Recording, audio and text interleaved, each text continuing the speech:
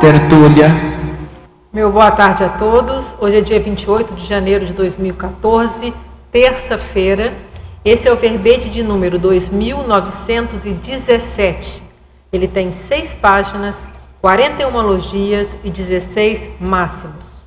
O tema é Senso de Multidimensionalidade Pessoal, especialidade para a percepciologia. Quem escreveu esse verbete fui eu, Adriana Lopes. Então vamos agora à definição. O senso de multidimensionalidade pessoal é a autoconscientização teática da consim, homem ou mulher, sobre a própria condição holossomática em permanente interação e atuação, lúcido ou não, nas N dimensões existenciais. Na pensenologia, destacamos a autopensionização abrangendo a multidimensionalidade do cosmos, o exame das interferências de holopensenes na autopensionização, o desafio da formação e sustentação de holopensenes pró-evolução lúcida. Fatologia, a multidimensionalidade consciencial enquanto condição inerente à consciência. O foco na qualidade de vida holossomática, a busca da boa forma física, energética, emocional e mental somática, o aumento gradativo no grau de autoconscientização multidimensional, o desafio de captar, interpretar e raciocinar as realidades multidimensionais interconectadas. Na parafatologia, a autovivência do estado vibracional profilático, descortinando a multidimensionalidade pessoal. A crescente autocomprovação da natureza multidimensional da consciência. O atilamento quanto ao intercâmbio permanente entre as dimensões. A detecção de campos energéticos favorecedores da autopercepção multidimensional. O vislumbre dos bastidores extrafísicos do palco intrafísico e o desafio de vivenciar múltiplas dimensões com equilíbrio. Na argumentologia, temos 7 condições passíveis de serem eliminadas pela consim a partir da construção e aprimoramento do senso de multidimensionalidade pessoal. Indicadores. Temos 12 investimentos evolutivos, cuja teática é ampliada gradualmente na medida do incremento da conscientização pessoal sobre a multidimensionalidade. Na remissiologia, destacamos e recomendamos a leitura do Aqui e Agora multidimensional, autodiscernimento energético, multidimensiologia, multidimensionalidade consciencial e o senso de autocontinuidade multiexistencial. A multidimensionalidade pessoal, vivida, refletida e continuamente pesquisada, permite a expansão da lucidez, a sustentação de para-ortoconexões e a melhor expressão da autoconsciencialidade. Você mantém-se lúcido quanto à própria realidade multidimensional nas diversas circunstâncias existenciais? Quais providências empreende para ampliação do senso de multidimensionalidade pessoal? Na bibliografia, temos aqui 7 referências bibliográficas sobre o tema. Vamos agora ler a mega-análise do João Paulo. Paraconexão, paracognição, parapsiquismo, parapesquisística, autoconhecimento, autodiscernimento, autoconscientização, autocomprovação, hiperacuidade, autorrealidade, quadriveicularidade, autoconsciencialidade, intraconsciencialidade, paratécnico-pensenidade. Projeciologia, extrafisicologia, holomaturologia, holossomatologia, parapercepciologia e multidimensiologia.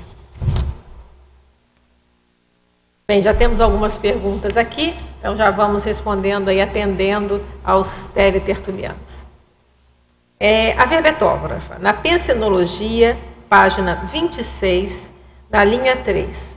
Como podemos otimizar o esquadrinhamento das repercussões em consciências e ambientes da própria pensenidade? Então, para otimizar, a gente precisa de 2 coisas, né? Primeiro, sensibilidade energética. Então, aumentar a nossa sensibilidade energética cada vez mais. Porque o PENSENE, como para a gente lembrar, né? PENSENE é pensamento, sentimento e energia. Então, nós estamos o tempo todo pensando. E esse pensamento, ele tem um padrão de emoção e tem uma energia. Essa energia é como se nós estamos exalando essa nossa pensenidade o tempo todo. E muitas vezes nós não nos damos conta disso. A gente sabe, mas não se dá conta que isso está acontecendo o tempo todo. E quando a gente começa a ficar mais atento, a gente pode começar a observar. Mudou alguma coisa? Então, de repente, eu começo a pensar mais esclarecido, expandindo a minha cabeça, pensando em ideias positivas, e de repente eu posso notar que está acalmando o ambiente. Às vezes tinha uma pessoa mais nervosinha, acalmou, opa, então isso é uma variável, obviamente a gente tem que olhar outras variáveis, mas já é um indicador de pesquisa. Ou do contrário, que às vezes é mais comum do que a gente pensa. Ainda mais a gente começa a trabalhar um pouco mais a energia. Vamos supor que você está lá numa fila de banco, tranquilo, e começa a se irritar com alguma coisa. Quem já tem um domínio maior de energia, daqui a pouco parece que fica um clima de irritação no ar. Até que ponto você começou isso? Então, aí tem a autocrítica também. Então, isso não é uma coisa fácil de detectar, é uma coisa muito, de certa forma, é difícil de certa forma, a gente tem que estar muito atento, mas é fato. Então, vamos começar a ficar mais atento a isso e aumentando o nosso parapsiquismo, cada vez mais a gente pode aprofundar nessa realidade. Outra pergunta, fatologia, também na página 26, no final da 4ª linha abaixo. A noção de beleza envolvendo o holossoma. E, na sequência, a fortaleza do holossoma, fundamentando a longevidade lúcida. Bem, noção de beleza, né? Isso, muitas pessoas já comentam isso naturalmente. Tem aquela pessoa que você olha assim, o rosto, a pessoa não tem estética nenhuma, mas a pessoa exala uma beleza, fala, o que acontece com aquela pessoa? Né? Do contrário, tem uma pessoa que você olha, ela tem as feições delicadíssimas, em tese seria linda, mas você olha, parece que não vejo beleza naquela pessoa. Então, isso já é naturalmente, já se comenta isso, né? Ah, fulano é sem sal. Falar, fulano não é sem sal, não é isso que se fala? Ou então aquela pessoa assim, é charmosa, né? Vistosa. Né? Às vezes você olha as feições, não tem nada. Mas, então, o que é isso? É porque tem outro fator aí, a questão da energia, a questão do padrão energético. Teve até um filme, que eu não sei se eu lembro agora, que a moça era gorda e ele via ela magrinha. Amor é cego, Então, ali é uma caricatura, obviamente, né? Mas é uma coisa para a gente pensar, né? Então, quando a gente começa a pensar nessa multidimensionalidade, que não somos só o soma, a gente vê que a beleza é muito mais do que isso. Então, a beleza das energias, a beleza até da maneira de pensar, o pensamento mais saudável, isso torna a pessoa mais bonita. Por isso que a gente fala que a TENEPS, né, é um santo casamenteiro. O professor Waldo comenta muito isso, né, que a pessoa começa a fazer TENEPS, ela começa a pensar melhor, começa a fazer assistência, começa a ter amparo, a pessoa vai ficando bonita, né, vai ficando mais bonitona, né? Então, é por aí. E, na sequência, a fortaleza do holossoma fundamentando a longevidade lúcida. Porque para a gente viver muito e viver lucidamente, né, que não é, a gente sabe que não é fácil, a gente vê que cuidar do soma, cada vez que o soma vai envelhecendo, a gente vê comentários, a gente vê mesmo também, né, eu estou na meia idade, que é natural que o soma vai tendo perdas, né?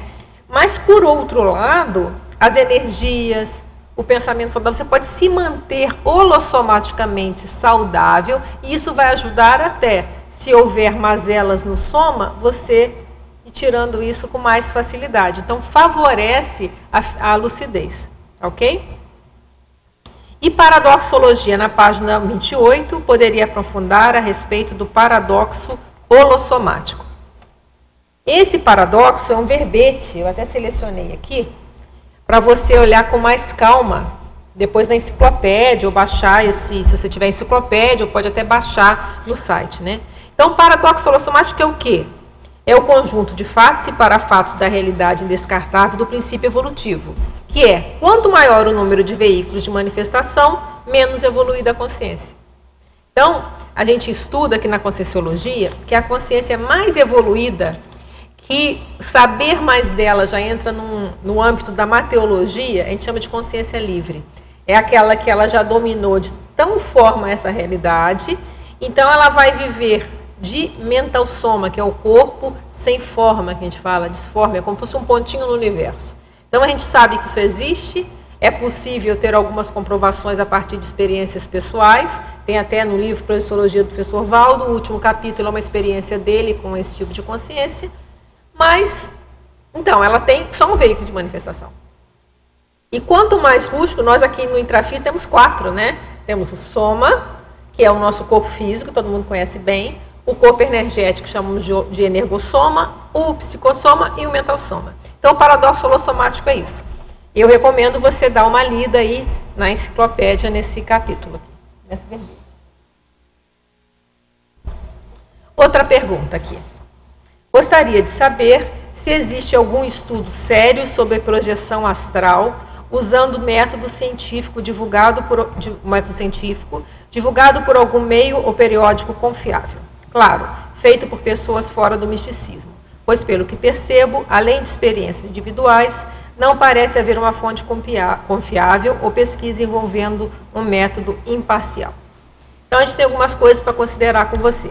Primeiro, não sei se você já deve conhecer, temos esse tratado aqui, Projeciologia, que não é usado uma abordagem mística, tá certo? É uma abordagem científica, só que é com outro paradigma, que a gente vai falar depois.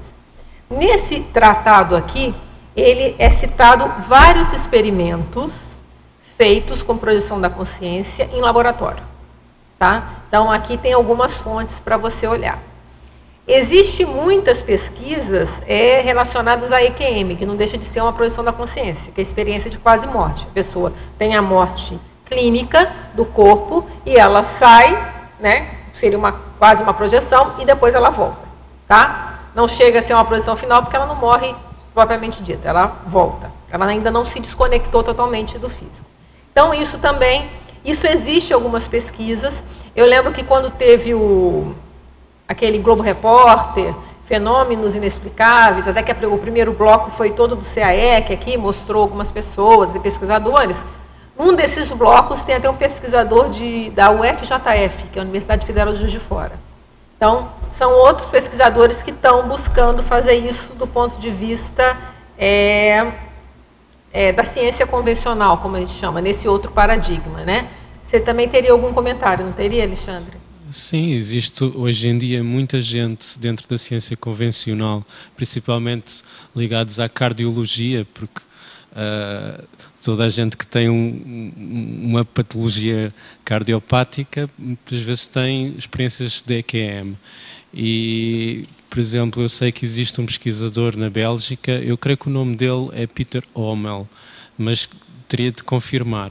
Mas existe um livro sobre experiências de EQM, compilado pelo professor Manuel Domingos, que é um português, que tem lá alguma revisão dos estudos científicos que têm sido feitos e mesmo publicação de artigos científicos nesse livro, no final.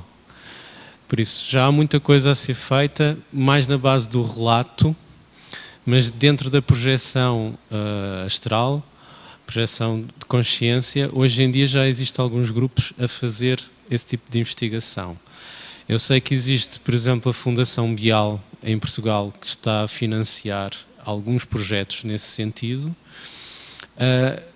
Se pesquisar na internet artigos científicos sobre OBE, vai encontrar muita coisa, mas é muita coisa associada a ilusões proprioceptivas do corpo e não propriamente projeção astral propriamente dita. Por isso há muita coisa nesse sentido, mas hoje em dia está a haver uma retomada desse tipo de estudos. E já existem, como no Projeciologia Avançada, algumas pesquisas que foram feitas nesse sentido. É só uma questão de procurar que existe. É você doutorando em neurociências, não é isso? Psicologia e neurociências. Psicologia e neurociências, só para... Então, mas olha só, então isso tem também, nós temos dentro da Conscienciologia, tem o Journal of Conscienciology, que tem na internet, você pode também ver que tem alguns relatos que vão ter lá também sobre essas questões, alguns experimentos. Mas eu acho que uma coisa que seria bem interessante você buscar entender é a questão do paradigma consciencial. Porque a gente parte do princípio que o mais sério é o paradigma consciencial, que é nós buscarmos ter a experiência por nós mesmos.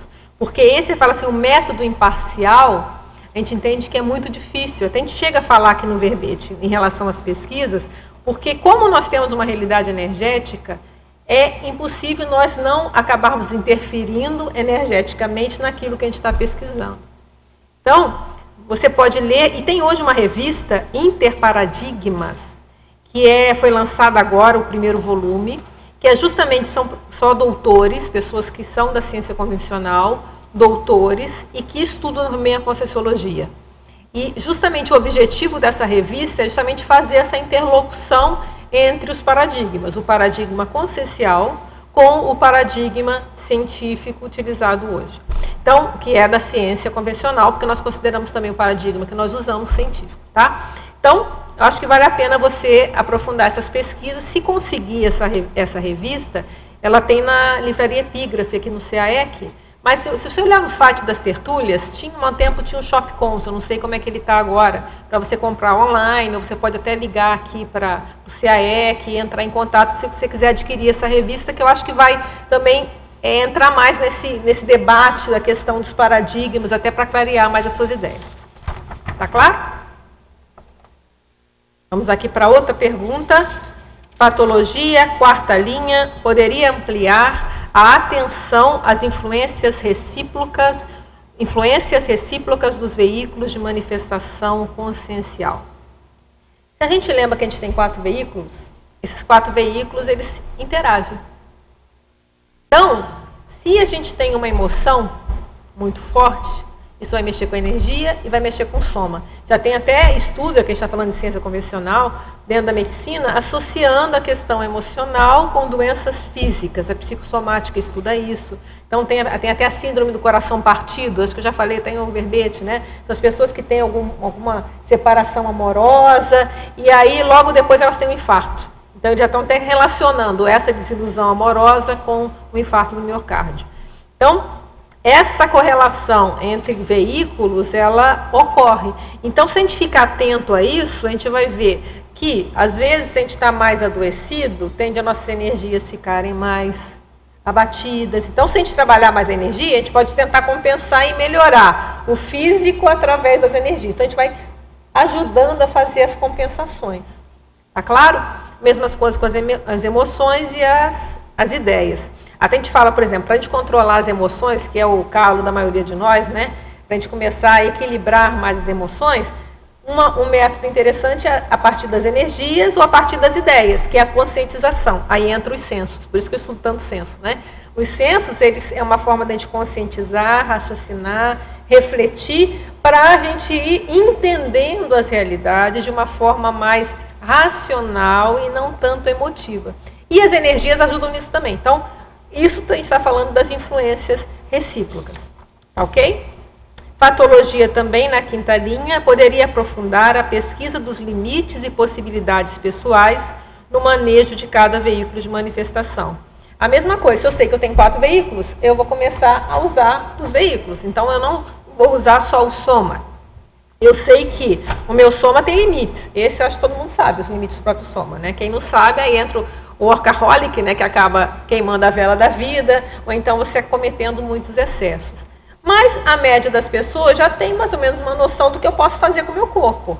Então, olha, aqui eu sei que se eu faço isso aqui eu acabo adoecendo, olha, eu estou muito cansado, eu preciso arranjar um jeito de descansar. Então, vai fazendo esse equilíbrio, tá? Mas o que a gente está falando aqui, da gente fazer isso também com os outros veículos. A questão da energia. A gente sabe realmente o limite da minha energia? Se eu começo a trabalhar, eu sei, ó, isso aqui eu dou conta, isso aqui eu já não dou. Então, eu tenho que trabalhar mais para dar conta, às vezes, desse desassédio maior. Tem até aquele princípio, bota a banca quem tem competência. Às vezes, não, esse aqui eu vou ter que vexame meu, não estou preparada ainda, mas vamos trabalhar para eu ter mais estofo energético, às vezes, para aguentar uma outra situação. E assim vai. Mesma coisa do psicossoma, a gente sai do corpo. Qual é o limite? Eu consigo sair do corpo, ficar quanto tempo fora do corpo? A gente fala autonomia de voo. Mas a pessoa consegue ficar alguns minutos. Eu consigo me manter lúcida lá no fora do corpo ou eu perco a lucidez rápido? Então eu sei meus limites. O que eu preciso fazer para melhorar isso, para melhorar a minha lucidez? Então, se a gente pensa com esses 4 veículos, fica mais fácil. Mental soma, a minha mental somaticidade, como que está isso? Qual o limite disso? Eu consigo fazer o quê em quanto tempo? Eu estou terminando um verbete até hoje ou amanhã, que chama Teto da Autocompetência, que tem a ver com isso aqui, né? E a parte do princípio é na hora que a gente sabe o teto da nossa autocompetência e permite que a gente aumente o teto. Que a maioria das pessoas acaba subestimando ou superestimando a própria competência. E aí, se eu sei o teto, não, até aqui eu dou conta, ou então eu posso aumentar. Né? Então, em breve, no tertuliário, teto da autocompetência. Então, olha só, outra pergunta dele aqui, a última. Na fatologia também, na 7ª linha. Sobre a evitação do monopólio descriterioso de certo veículo. Como funciona, né? Por que a gente está falando descriterioso? Porque pode haver em algum momento um monopólio de algum veículo, faz parte do trabalho. Tá? Eu tenho o soma, eu tenho o psicossoma, o energossoma e o mental soma. Então, há momentos, se eu estou fazendo ginástica, naquele momento eu estou trabalhando, há um predomínio do soma ali funcionando. Mas o que a gente está querendo, o monopólio é quando ele está tomando conta de tudo. Então, uma pessoa que ela é excessivamente psicomotriz, ela está sempre só correndo para um lado do outro, ela está vendo um monopólio desse corpo, em detrimento dos outros veículos de manifestação. Então, o mais comum é isso. Então, aquela pessoa que é muito eletronótica, ela só pensa no corpo, só pensa o tempo todo em cuidar do corpo e fazer ginástica e ficar toda lá. O tempo todo é o corpo. E os outros? Tá? E é descriteriosa, não tem critério. A mesma coisa o mental soma. A gente sabe que se é para ter algum monopólio, o melhor é do mental soma, que é o único veículo que vai embora com a gente. Mas a gente fica também só querendo, não, só vou pensar agora em intelectualidade, só vou pensar agora nisso e não vou fazer ginástica, não vou fazer exercício, também o soma vai pro buraco. Então, isso que a gente quer dizer, há um monopólio descriterioso. Então, a pessoa acaba morrendo mais cedo, como fala, né? Ela acaba não cuidando do outro veículo e acaba prejudicando. Isso que a gente queria dizer com o monopólio descriterioso. Também na fatologia, 3ª linha, poderia expandir a lucidez quanto ao entrosamento holossomático exigido a cada ressoma. A gente nasce, cada vez que a gente nasce, a gente ganha um novo corpo e um novo corpo energético. O que vai seguir com a gente quando a gente morrer ou quando a gente dessomar é o nosso psicossoma, que é aquele que é o fantasminha que aparece nesses filmes todos, né? Aquele é o psicossoma, que a gente chama, o perispírito, como já falaram. Então, é aquele duplo do corpo físico, mas que ele é mais etéreo. Então, quando a gente morrer, esse que vai seguir, e o mental soma, que está lá no nosso paracérebro, assim dizendo, né? O que acontece? Toda vez que a gente nasce de novo, a gente vai ter que se readaptar a viver com esse corpo. A gente vai ter que aprender a andar de novo, vai ter que aprender a dominar as coisas, não é isso? Faz parte do trabalho.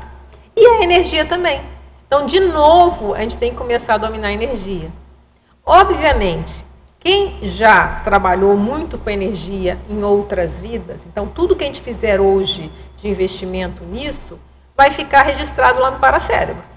Então, provavelmente, a gente vai ter mais jogo de cintura para retomar, mas vai ter que retomar. Um exemplo que eu dou nisso é a questão, por exemplo, eu estudei piano mais de 15 anos na minha vida quando eu era criança. Então sabia ler pauta, sabia tocar, não sei o quê. Depois parei, nunca mais sentei no piano. Eu sei ler pauta ainda, mas eu consigo tocar? É ruim, hein? Por quê? Você não treinou mais a mão, obviamente eu sei fazer, então se eu me exercitasse, se eu me dedicasse a isso, eu ia conseguir treinar novamente a minha mão para conseguir tocar. Hoje não vai, eu já tentei, é muito engraçado, você manda o dedo fazer uma coisa e ele não faz, porque perdeu aquele controle. É igual a andar de patins também, é a mesma coisa, né? Você fica um tempo sem andar, se você pôr um patins, você até tenta. Mas você vai ter que reacostumar. Então a gente faz uma analogia com a questão das energias também. Então você vai ter um novo corpo energético, você vai ter que readaptar a dominar novamente esse corpo energético, esse soma. Lembrando que, se você já trabalhou antes, vai ser mais fácil, já vai pegar mais seriamente. Patologia final da penúltima linha. Poderia falar do desafio de captar, interpretar e raciocinar as realidades multidimensionais interconectadas?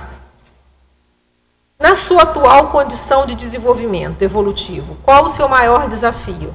Eu diria que é exatamente isso aqui: captar, interpretar e raciocinar as realidades multidimensionais interconectadas. Porque nós somos criados, geralmente muito mais vendo essa dimensão intrafísica, né? Então, lidar com isso não é fácil, porque pensar multidimensionalmente já é difícil. A gente pensar nessa vida, que é tanto elemento, tanta coisa para pensar, imagina a gente colocar mais dificuldade. Então, eu vejo que o grande desafio hoje é justamente, para todos nós, vivenciar mais o parapsiquismo e começar a aumentar esse senso aqui. Começar a pensar em parapsiquismo o tempo todo, ou pensar multidimensionalmente o tempo todo, em qualquer ocasião, em qualquer situação. Sem parênteses. E hoje a gente vê que ainda tem muito parênteses. Não, aqui eu sou os parênteses. Opa, não. Então, o desafio, e eu acho que esse é o caminho da semiconsciencialidade.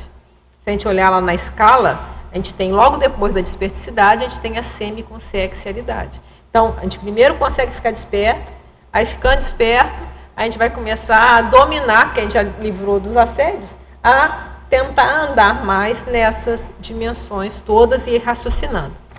Tá claro? E crescendologia, primeira linha, poderia expandir o crescendo aqui e agora multidimensional, dia a dia multidimensional e vida multidimensional.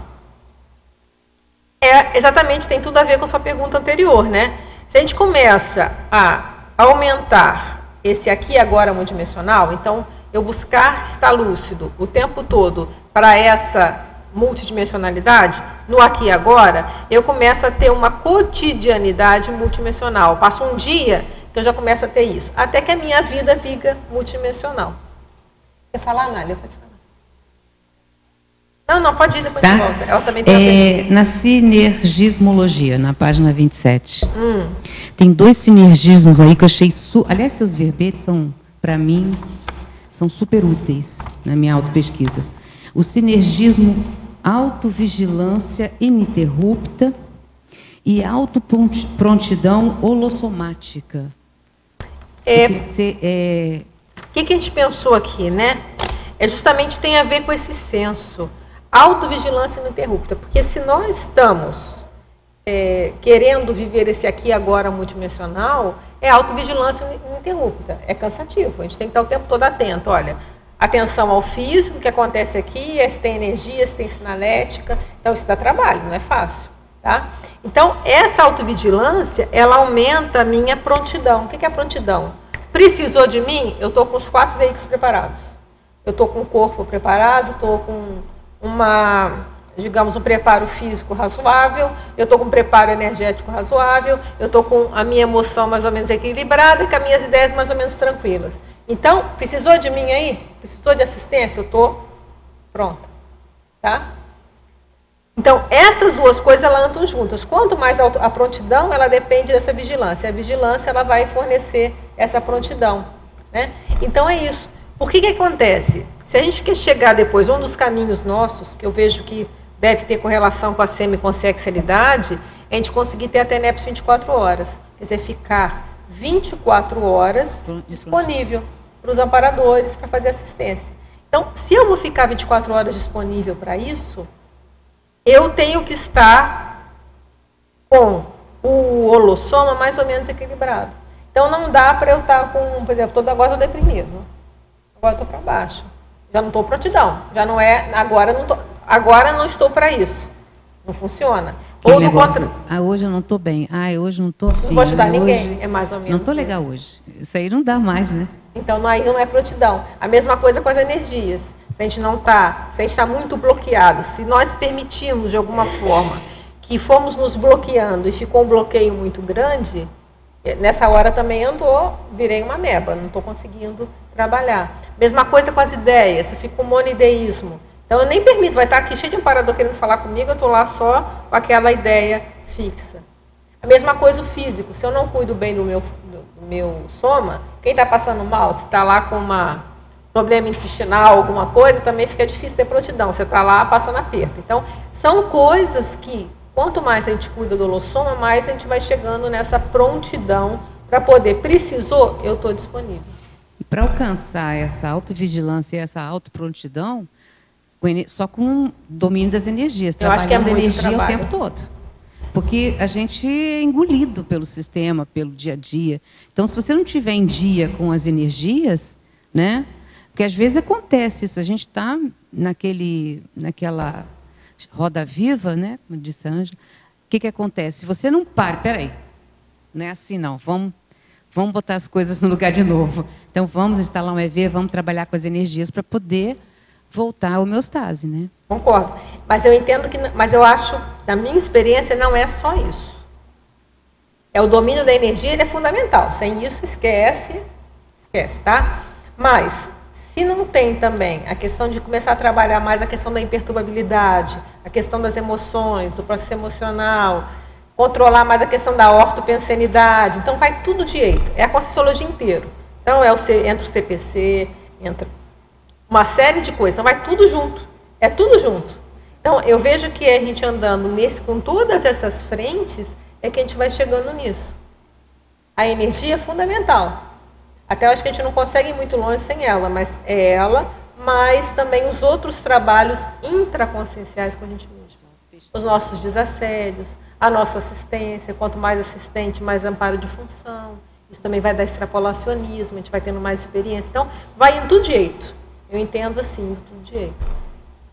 Legal, mas é sério, esse sinergismo aí é bastante importante. O outro seria, bastante difícil, né? O outro seria o sinergismo, senso de multidimensionalidade pessoal e senso de autocontinuidade multiexistencial. Eu acho que esse sinergismo é o principal, eu acho, nessa nossa vida agora para a gente conseguir. O senso multidimensionalidade pessoal é o que a gente está falando aqui. E esse outro senso de autocontinuidade multiexistencial a gente já defendeu aqui também. O que é isso? Justamente eu tenho um senso de que eu não tenho só essa vida, que eu tenho muitas pela frente, já tive muitas atrás. Então toda a minha visão de mundo, ela vai estar sobre essa perspectiva de que o que eu sou hoje é fruto do passado, as minhas relações de hoje, as minhas dificuldades e as minhas facilidades tem raiz no passado, então eu já estou vendo toda a realidade de outra forma, tá? E o que eu faço hoje tem efeito no futuro. Então isso tudo já amplia a nossa panorâmica sobre nós mesmos e sobre a nossa vida. Né? Abriu tudo, tá? Por outro lado, então ao mesmo tempo que eu tenho essa que é dessa linha contínua de evolução, eu tenho também que eu também sou multidimensional. Eu tenho também que ir crescendo direito, eu tenho que ir levando os meus veículos junto, eu tenho que ir seguindo também. Então, as duas coisas são sinérgicas, esses dois sensos, um ajuda o outro. Tá? E equilibrando e a gente tendo para a gente buscar chegar em uma cosmovisão. Eu ter uma cosmovisão maior da minha realidade e da realidade dos outros. Então, é isso que a gente está... E eu vejo que isso não é tão simples, vai além, a gente tem teoria, tem que estudar e vivenciar, e trazer a teoria para a prática. Então, essa ideia do senso é justamente isso, o senso é a aplicação prática no dia a dia desse conhecimento e dessa experiência que eu tenho. Então, não é simples. Então, a gente tem que começar a observar, por exemplo, quando a gente falou lá de autocontinuidade, né? Em que momentos da vida eu tenho essa noção de que eu sou contínuo ou tem aquele momento, não, é só essa vida, eu esqueço, dou um parênteses. A mesma coisa da energia. Qual o momento que eu dou parênteses ou o momento que eu sinto, me percebo realmente, eu me percebo assim só em dinâmica ou só em curso? Não. E ir lá no supermercado, né, na padaria, no banco. Então, esse senso que a gente entende na questão do senso é justamente isso.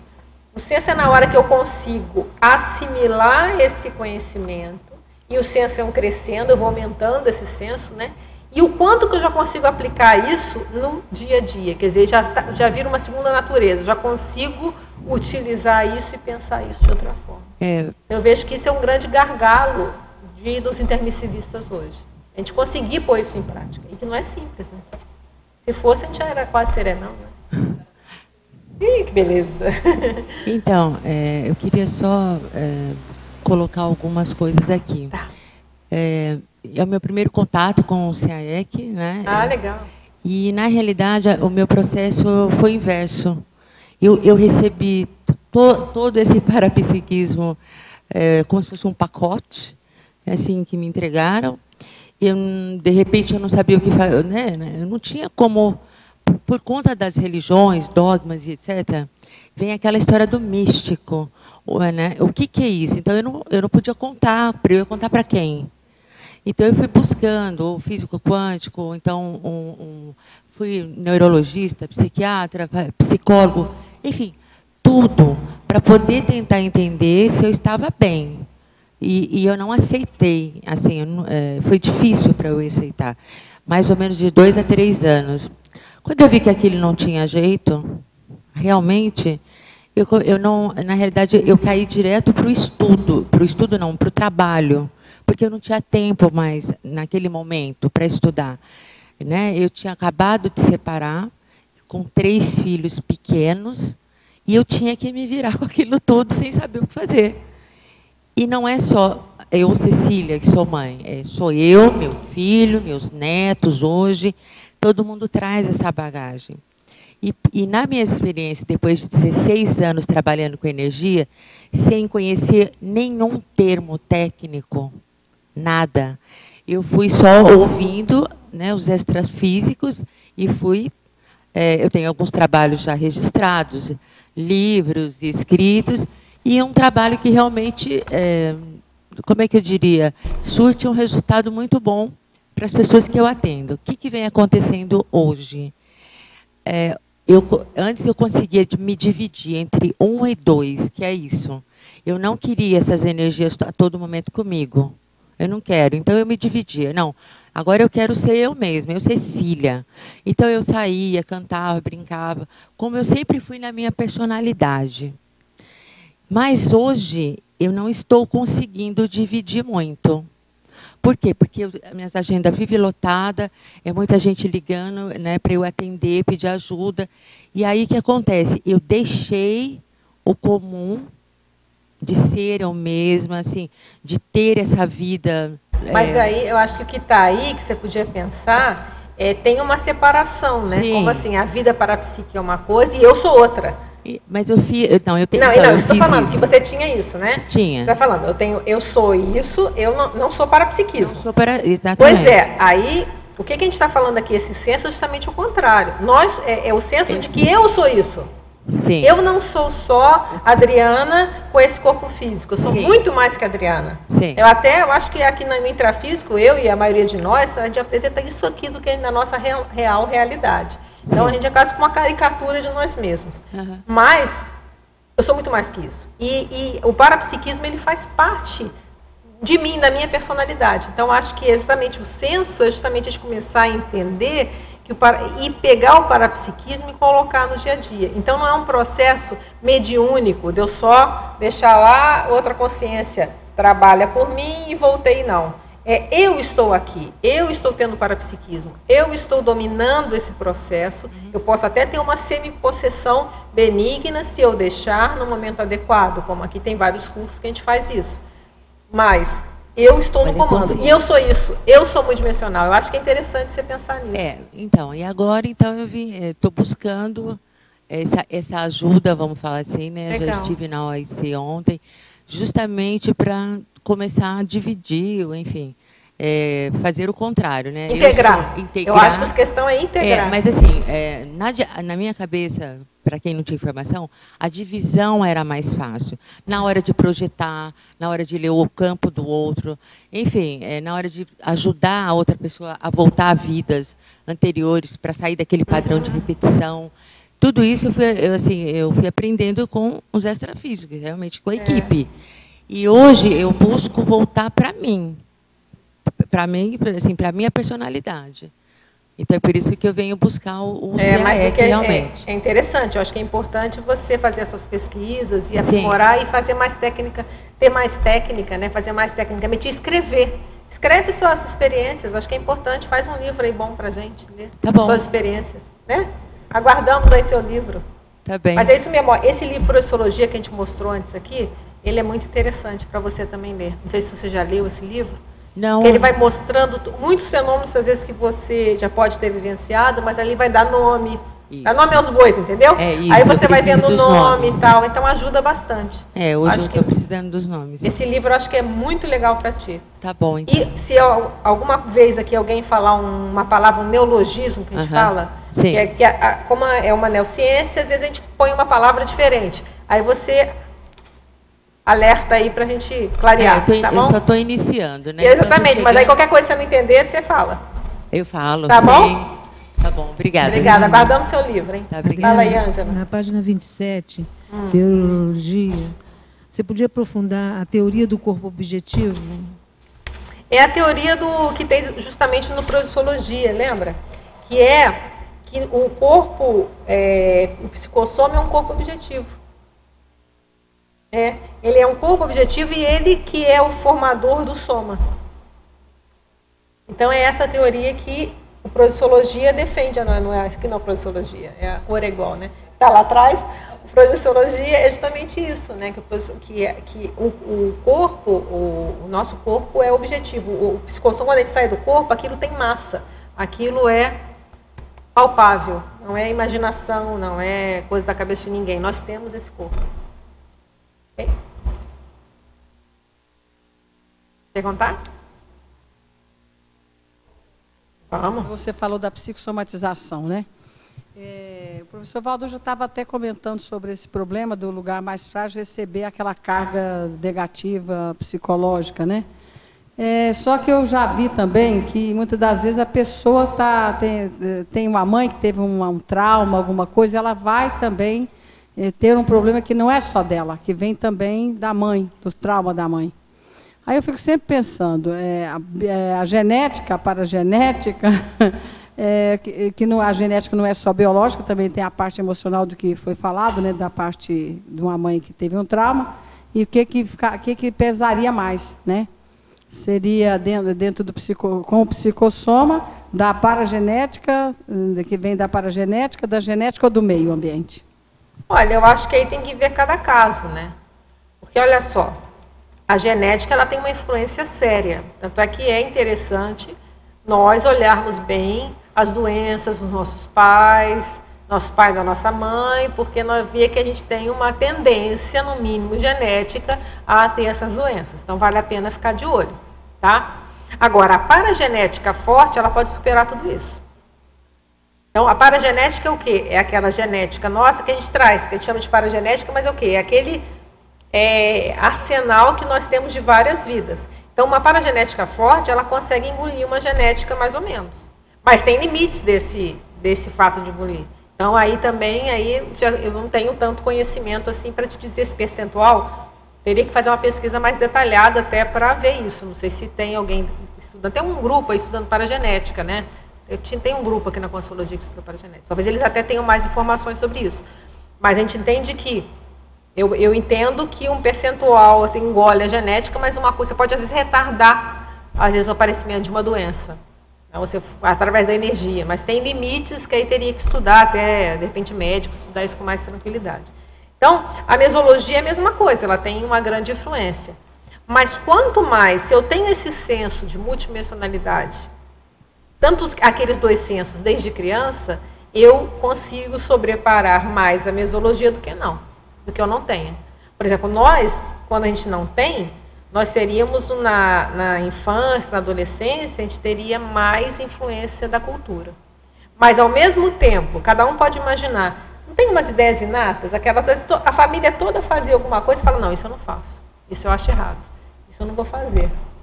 Então, de alguma forma, a cultura não entrou, nós não fomos engolidos pela cultura familiar, da cultura da mesologia, porque alguma coisa nossa, mesmo criança, dizia, não, isso eu não gosto, isso eu não quero. Acho que se a gente puxar, cada um vai ter algum exemplo disso.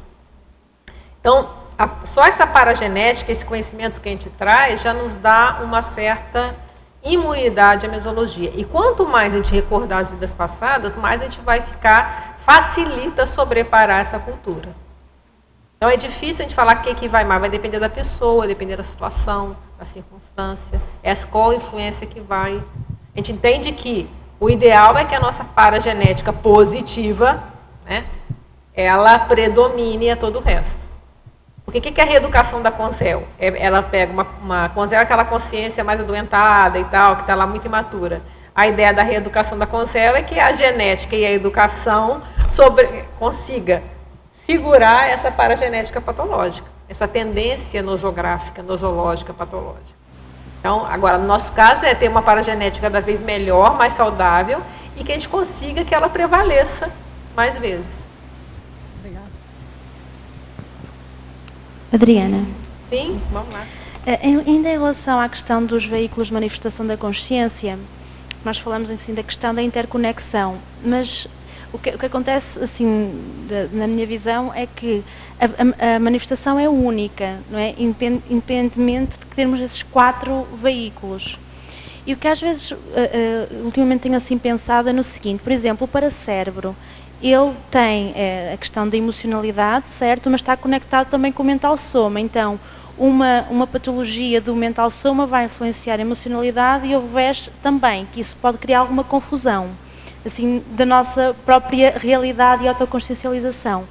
Que técnicas ou que sugestão é que poderia ser dada para estarmos mais atentos, com mais discernimento em relação a qual é a origem, portanto, da patologia e qual é a interconexão? Olha, também acho que a origem da patologia também, isso aí é uma super pesquisa que tem que ser feita, muito detalhada em cada situação. Por exemplo, tem patologias que podem surgir do soma, vamos supor, você vai lá, vai num ambiente com, agora lá, vai lá no Japão que está soltando lá no meio soltando lá, como é que fala, radiação. É o soma, não adianta, vai pegar, é o soma, vai prevalecer, você pode até, às vezes, se você tem um corpo mais forte, você ter menor ou maiores consequências. Você pega um vírus, até o vírus já depende da sua imunidade, você pode, às vezes, conseguir segurar mais tempo, ou você acabar sucumbindo a essa doença. Mas, de qualquer forma, houve um agente, um estímulo físico, então tem que se ver. Agora, a gente sabe que as energias, um bloqueio energético, ele pode acabar tendo influência no corpo físico. Uma ideia, agora, esse bloqueio energético, ele vem de onde? Que a gente vê a energia, o corpo energético é o único que não leva a consciência. Então, esse bloqueio, ele tem uma raiz emocional. Ou física. Ou se você tem um defeito físico. Então, às vezes, o seu defeito físico, ele pode estar influenciando as suas energias. Aí você vai ver esse defeito físico, mas por que você tem esse defeito físico? É um problema lá, às vezes pode ser totalmente genético, não tem nenhuma influência, né? Já tiveram casos de grávidas que tomaram determinadas medicações e geraram uma série de anomalias. Quer dizer, não vai dizer que é a consciência. Tem que pensar, por que ela estava ali? Então, a coisa é muito variável. Então, quando a gente buscar pesquisar, a gente até coloca aqui, no 12, que é a pesquisa, né? Ampliação da gama de variáveis analíticas, com base em considerações sobre as repercussões das energias de ambientes, com SINs, com CX no objeto de estudo. Quer dizer, além disso, toda a forma que eu vou buscar entender aumentou, assim, em muito o número de variáveis. Então, eu tenho que limitar algumas variáveis e começar a estudar. O que só mostra que a gente tem muita coisa para estudar ainda. Mas a raiz, geralmente, na maioria dos casos, a raiz é alguma ideia patológica que vai gerar essa emoção patológica, que vai dar um problema na energia e que vai chegar no soma. Agora, dizer que sempre é assim é complicado, porque existem outras variáveis, como a gente falou, a questão, às vezes, uma contaminação que pega, né? Sim, Alexandre, Posso por favor. complementar essa ideia. Mesmo hoje em dia, na ciência convencional, a doença é vista como multifatorial. Portanto, pode não haver uma causa específica, mas é o conjunto daquelas variáveis, daqueles fatores, é que permite que a doença se instale. A pessoa pode ter lá a genética para uma determinada doença e pode nunca, durante a vida toda, ter a doença. Portanto, teve que haver um fator desencadeador para que aquela doença, aqueles genes sejam ativados. Portanto, são muitos fatores. E muitas vezes não existe uma causa. É o conjunto. Aí é que chama síndrome, né? Síndrome é isso, é que você não tem uma causa, tem causas que juntam e fazem assim. E agora queria só complementar também aqui da questão da mãe, por exemplo, passar alguma questão mesmo emocional para a criança. Existem estudos hoje em dia que mostram que, mesmo que as crianças não sejam depois criadas pelaquela mãe, portanto, a mãe tem a gestação e a criança vai ser criada com outra mãe. Muitas vezes existem medos causados por traumas que a mãe teve, que a criança vai ter. E isto não é uma questão genética. Hoje já estudos mostram exatamente isto, que é, existem alterações fisiológicas na expressão da genética, não do gene em si, que chama-se epigenética, que passa esse trauma para a criança. E não foi criada, não é a mãe que fica ansiosa e que passa isso, chama-se isso a transgeracionalidade em psicologia. Não é a questão da personalidade que leva a criança também a ficar com esse medo. É uma questão biológica mesmo. A mãe tem um trauma e a criança vai sofrer do trauma e não foi criada pela mãe.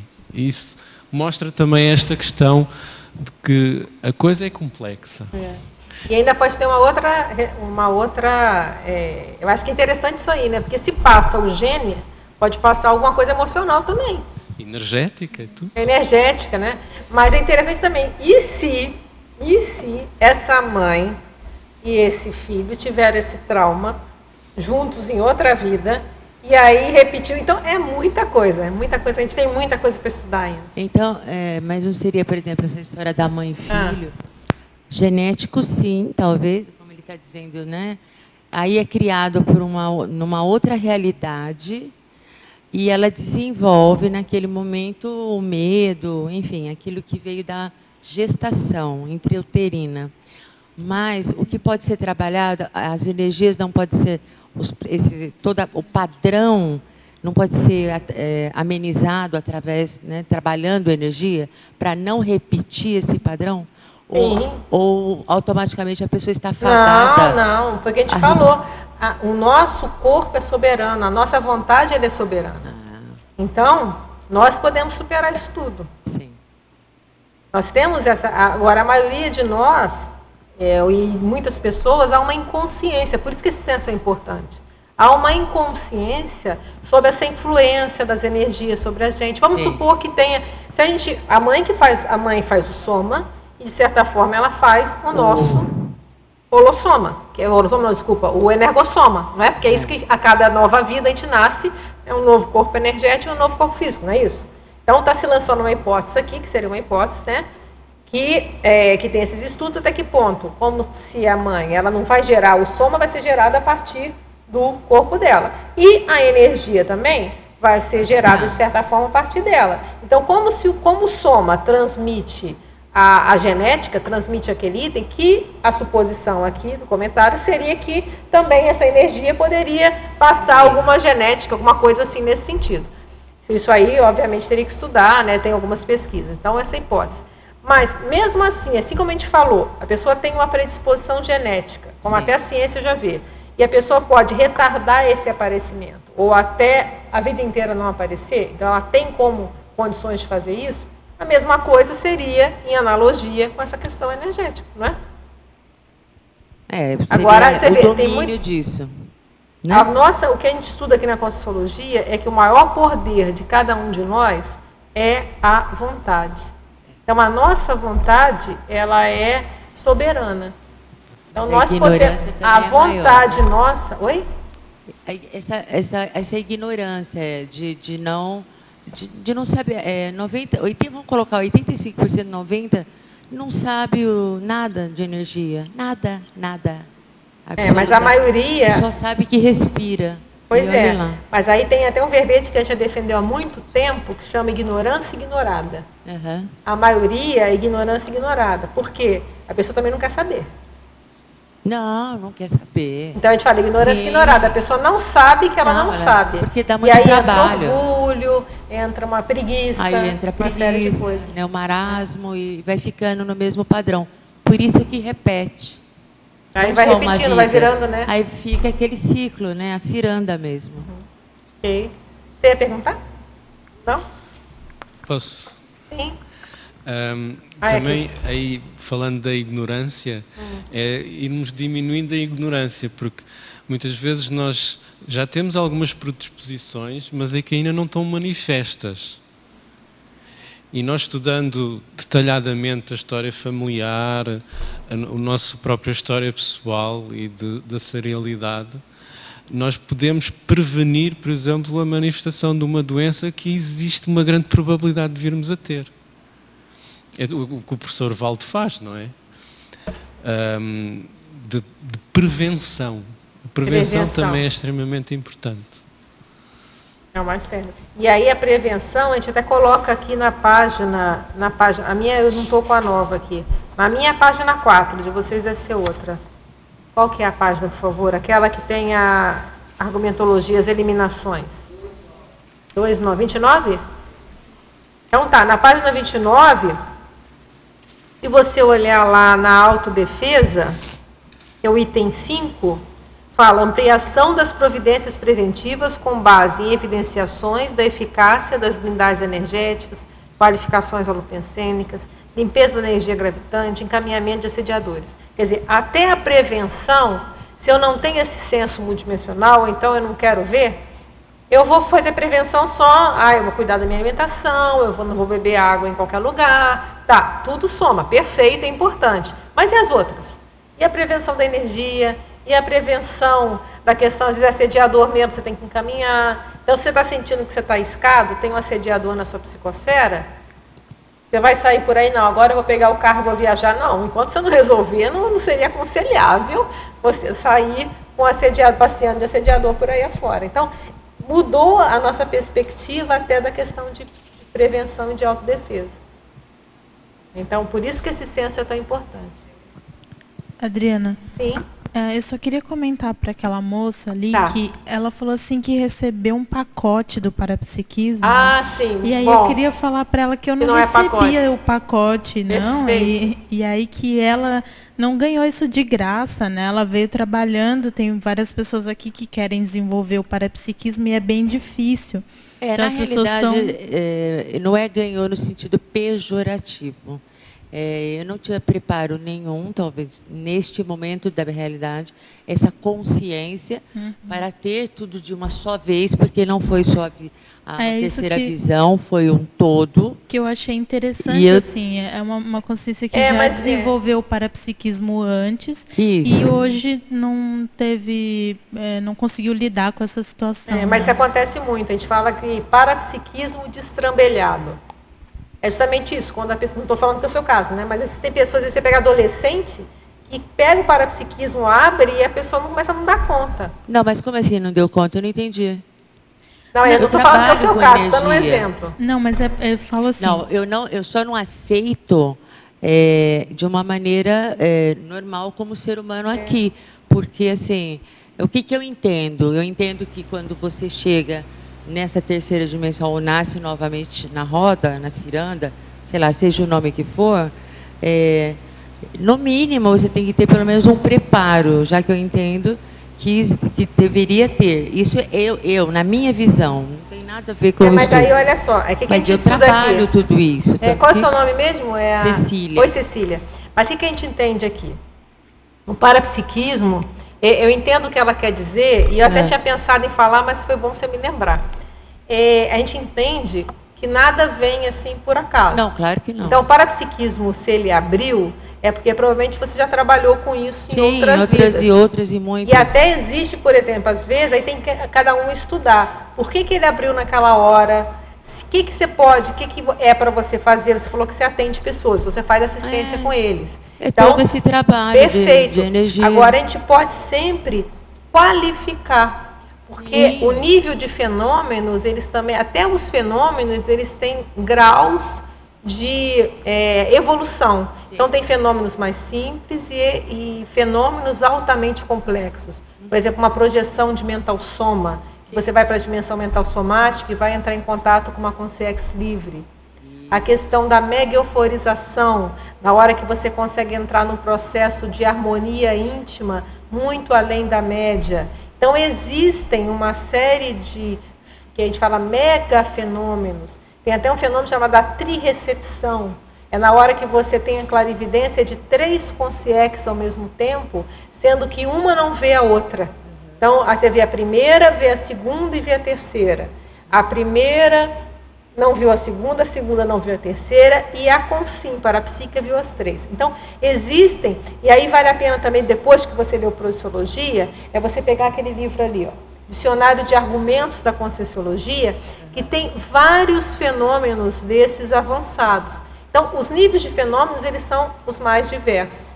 Agora, o que a gente quer dizer aquele negócio do dom? Que não é assim, não vem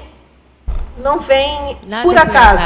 Você já deve ter trabalhado com isso em outras vidas, e aí cada um tem que ver. Esse parapsiquismo abriu, porque eu tenho às vezes uma mediunidade que fala, um parapsiquismo é um processo de expiação ou de missão, até que fala isso fala muito no espiritismo, né? Então eu estou aqui porque eu preciso trabalhar com isso, ajudar as pessoas com isso, para às vezes recompor alguma coisa, ou não. É uma questão de eu tenho a mais, eu já estou dando um extra. Então, tudo isso, aí é a pessoa que tem que estudar com ela.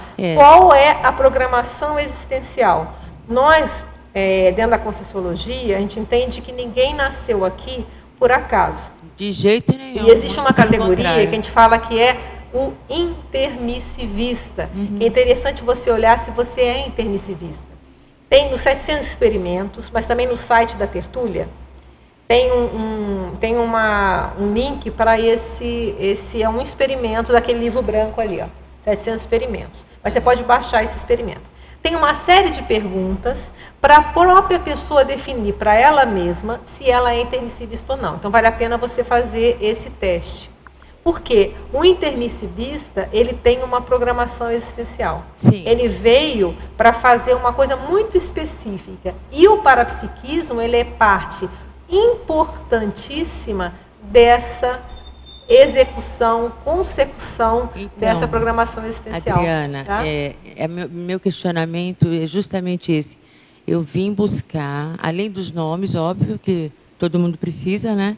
Eu, nesse momento, estou precisando, mas superar as emoções, realmente, que é o que me atrapalha. Me atrapalha muito. Então, porque assim... Você pode ter fenômenos muito maiores e melhores se a emoção segurar. Isso que a gente está querendo dizer. Mas eu tenho vamos dizer assim, um porquê do trabalho. Eu sei que eu estou aqui para fazer um trabalho específico também. Eu fui orientada pela equipe da Unicamp, em Campinas, mas é pouco. Eu cheguei até aqui hoje. Então, hoje você mora em Foz, não? Eu moro em Campinas. Em Campinas. E o pessoal da... Você está fazendo consciencioterapia? Sim. Que ótimo. Então, lá você vai ter todo um banho de loja. E o pessoal da física quântica, que é o que eu estou mais inclinada a eles, que me ajudam. Assim, também eles têm os limites lá. E para eu não entrar na questão mística, ou seja, budismo, catolicismo, espírita, eu não quero. Eu não quero porque eu não sou. Né? Eu sou universalista e eu entendo isso. Então, eu sou ajudada por esses, vamos dizer, por físico quântico, mas eles têm lá o limite deles. Só que ele não tem tudo isso aqui. Então, é isso. Eu preciso dominar minhas emoções para ficar mais, né, equilibrada e poder fazer esse meu trabalho mais tranquila. Qualificar. Ou qualificado. Porque quando a emoção, ela distorce. Sim. Ele distorce percepção, ela distorce uma série de coisas. Só pensar, na hora que você está emocionada, na vida normal, a gente começa a perceber tudo atravessado. Às vezes, por exemplo, você está discutindo, então, você começa a generalizar as coisas, né? É um caos. Então, porque ela afeta os outros veículos todos. Então, você está realmente no caminho correto. Quanto mais você buscar essa pacificação íntima, a gente não fala que não é fácil, mas que todos nós aqui estamos buscando, é chegar num processo de imperturbabilidade. Esse é o ideal para o parapsiquismo. É a hora que a gente está imperturbável. Não quer dizer que nós somos frios, nem secos em relação à realidade. Não é isso. Isso é uma visão distorcida. A imperturbabilidade é que eu não me perturbo. Eu tenho um controle do meu micro-universo que eu me mantenho num equilíbrio, numa linha reta, e aí eu posso verificar, atuar muito melhor, porque eu não deixo que os estímulos patológicos de fora me afetem. Então, isso não é uma conquista fácil, que eu acho que a grande maioria está ralando para buscar chegar nisso, nessa imperturbabilidade.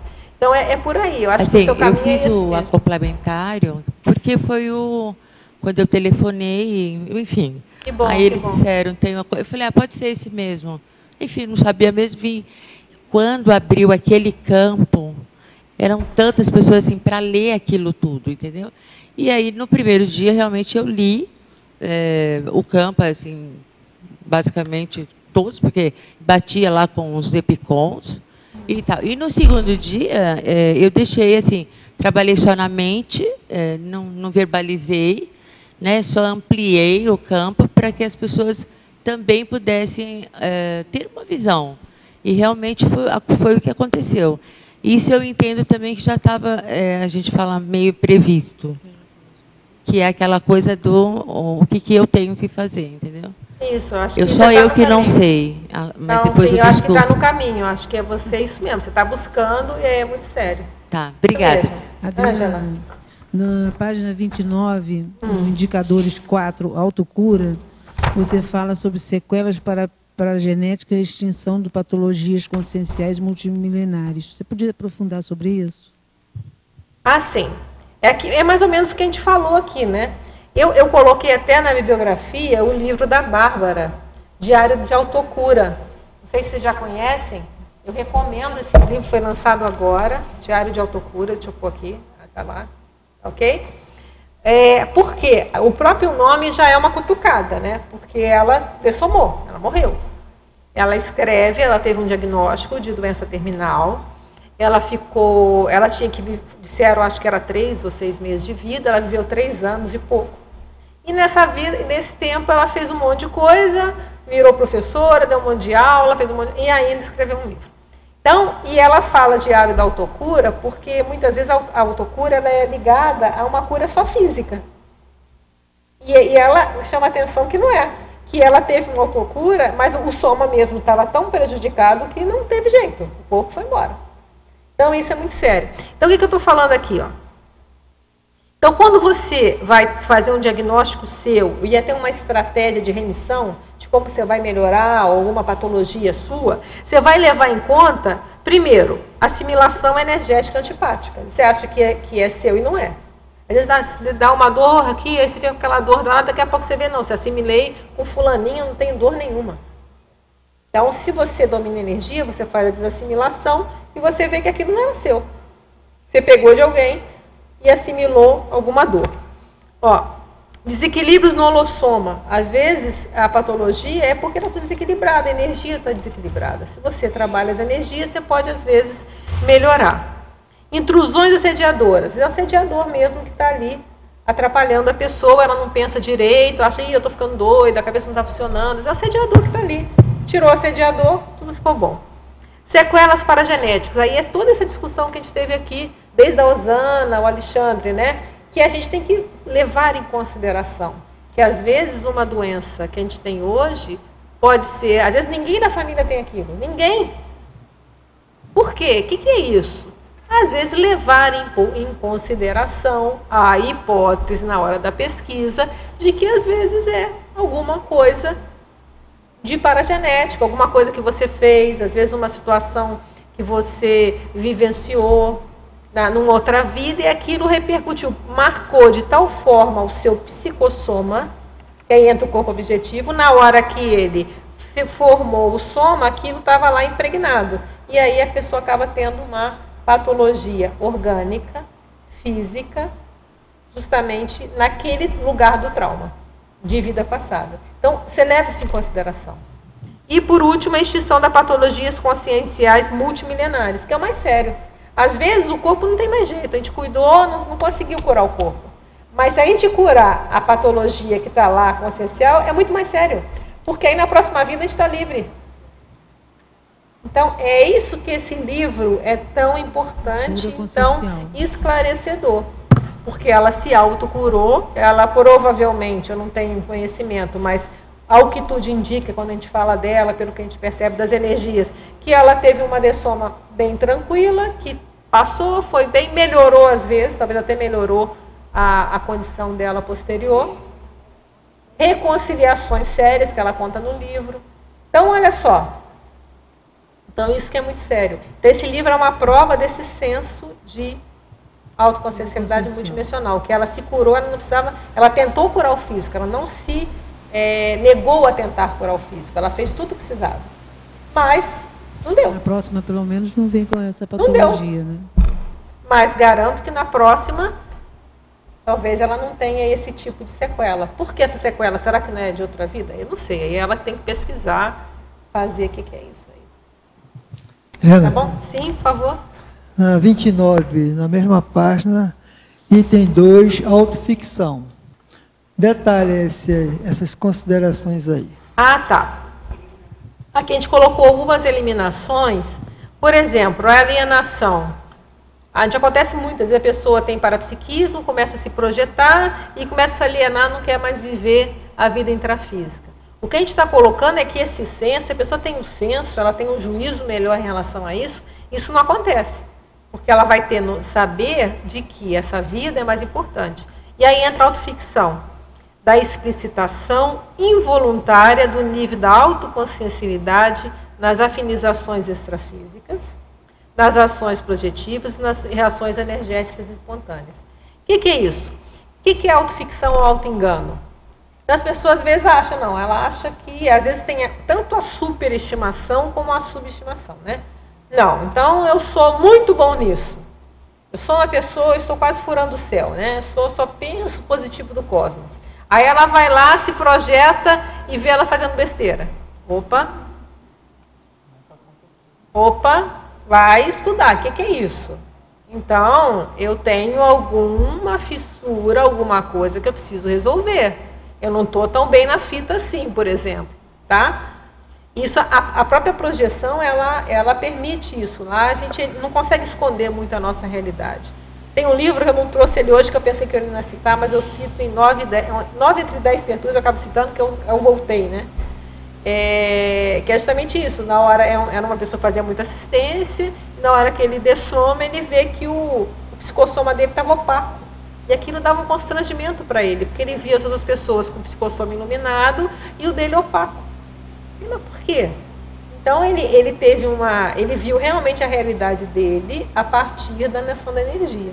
Então a gente saindo do corpo, a gente pode dar uma olhadinha, como é que está a minha situação? Está brilhando? Como é que está a situação? Tá? Afinização extrafísica, a gente vê as nossas companhias, né? Então nós temos amparador, nós temos guia cego, nós temos sediador. Vale a pena a gente ver isso também. A partir disso, a gente também tem uma noção do nosso nível evolutivo. Se eu tenho a maior parte do tempo, eu sinto que eu estou amparado, estou melhor. Se eu vejo que tem um assediador que não vai embora, eu tenho que resolver isso. Quanto antes, melhor. Vamos ver o que eu preciso fazer para resolver. Então, e por último, esse eu acho que é o mais simples e ao mesmo tempo mais complexo, as reações energéticas espontâneas. É aquela energia que sai sem você pensar. A gente sente isso ao contrário. Às vezes aquela pessoa dá um sorriso para você e joga uma energia toda pinicante. Então, opa, peraí. Então, se a pessoa notar isso, tiver uma autocrítica, quando eu faço, será que eu faço isso também? Então ela vai vendo, olha, peraí, tem alguma coisa errada aqui. Como é que eu posso lançar esse tipo de energia ou ter esse tipo de reação energética?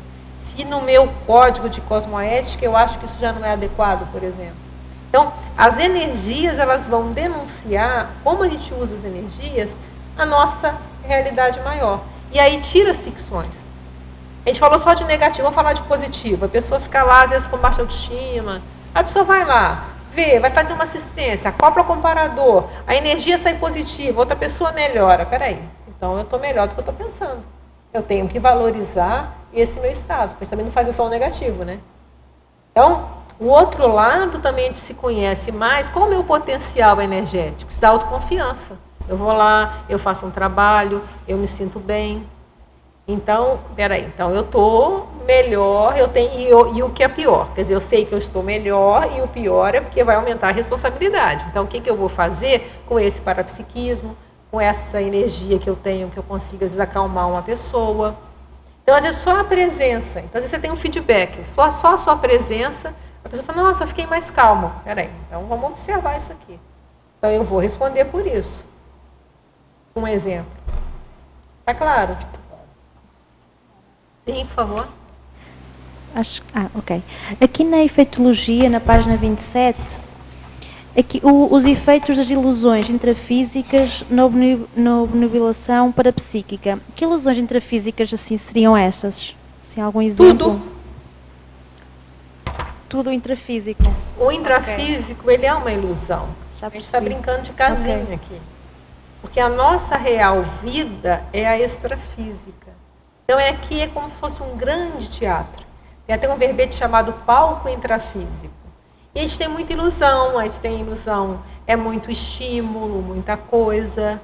E aqui, a gente está aqui para viver, a gente tem que viver a vida intrafísica. Mas não se obnubilar. Então, se a gente fica muito fascinado com a vida, aí entra no hedonismo, eu quero fazer isso, eu quero passear, eu quero fazer isso, o tempo todo, tudo bem, tem que passear, mas se eu viro minha vida vira só isso, eu estou embebecido com essa dimensão. E esse embebecimento, como é que eu vou ficar atento a outra dimensão? Tá ok? Sim, oi, está por aqui, é? Por pouco tempo ou muito tempo? Ah, que pena. Fala mais. Acho que está baixinho. Obrigada. É o seguinte, o senso de multidimensionalidade, ele é uma conquista da projeção lúcida ou ele não é resultado da projeção? A projeção lúcida, ela é super importante, mas o que a gente coloca aqui, até no exemplo, o inicial, eu vejo que a projeção lúcida é ótima, ela vai dar sim. Mas o que a gente coloca mais simples aqui é a questão da vivência energética. Mas, obviamente, a projeção também. Uma projeção lúcida, ela mostra para a gente outra realidade.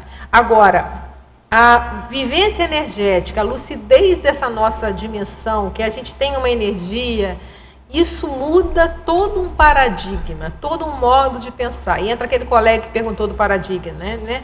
Se ele quer ver uma coisa tão complexa, o melhor é vai trabalhar as energias. A gente vê isso muito no curso 40 Manobras, né? Ali, ó, quem vê é o Mário, né? Aí está hoje guarda-costas ali.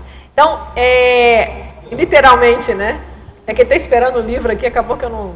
Então, quando a gente vê um curso desse de energia, não só outros também, né? De energia e dinâmicas e tal, às vezes a pessoa é super... não acredita em nada, não quer saber. Mas se ela se permite, começa a perceber energia, aquilo muda tudo, porque aquilo é concreto, ninguém falou, ninguém contou, ela percebe por ela mesma, ela sabe, não, peraí, eu não só sou escopo físico, eu tenho uma comprovação. Eu vejo que só isso já começa a dar esse senso. A projeção é muito mais avançado. A projeção, então, aí você vai sair com lucidez, eu diria que seria até um grau mais avançado. Agora, tem pessoas que já vão direto para a projeção, mas não importa. Mas eu vejo que o mais simples é só você perceber energia. Você perceber que eu posso jogar energia para o Alexandre e ele joga para mim e eu sinto. Caramba, eu estou sentindo, ninguém está me contando, não é sugestão, eu estou percebendo. Então, só isso já começa a mudar a perspectiva e começa a dar esse senso de que a minha energia, eu não sou só esse corpo físico, eu tenho um corpo energético. Só isso já é o primeiro passo que eu entendo, né? Ótimo, obrigada. Ok? Vou andar um pouquinho aqui com as perguntas. Na pensenologia, terceira linha. Poderia expandir sobre a autopensenização, abrangendo a multidimensionalidade do cosmos. É isso que eu vejo que é o desafio, a gente conseguir pensar o máximo de tempo possível que o cosmos é multidimensional. Esqueci, às vezes a gente está vendo, não, agora eu estou vendo só esse intrafísico, eu estou aqui, eu estou vendo só essas pessoas. Não, peraí, as pessoas estão aura, eu consigo enxergar a aura dela? Deixa eu ver. Ah, ela tem aura. Como é que está? Tem consex aqui? Eu estou percebendo consex ou não estou percebendo consex? Tem energia? Eu senti uma sinalética? Então, isso é bem complexo. Então, a gente precisa, no mínimo, ter atenção dividida, né? Mas é um desafio.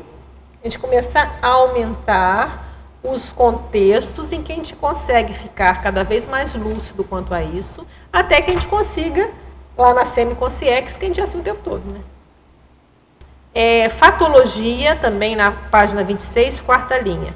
Como funciona a autochecagem holossomática sistemática? A autochecagem holossomática é uma técnica de você perceber, de vez em quando você perguntar, como é que está meu corpo agora? Às vezes a gente não lembra, né? Então, às vezes a gente está em posição até, depois sai com uma dor nas costas, porque estava lá mal sentado. Então, isso é a prova que a gente está mal, né? A gente não está nem conseguindo perceber o soma, imagina o resto, né? Então, às vezes, ó, já até arrumei minha coluna aqui. Então, vai. Às vezes o soma, como é que ele está agora? Está confortável? Estou arrumando? Está bem? Tá. E fazer isso também para o resto. As energias, as emoções. Como é que estão minhas emoções agora? Eu estou alterado? Não estou?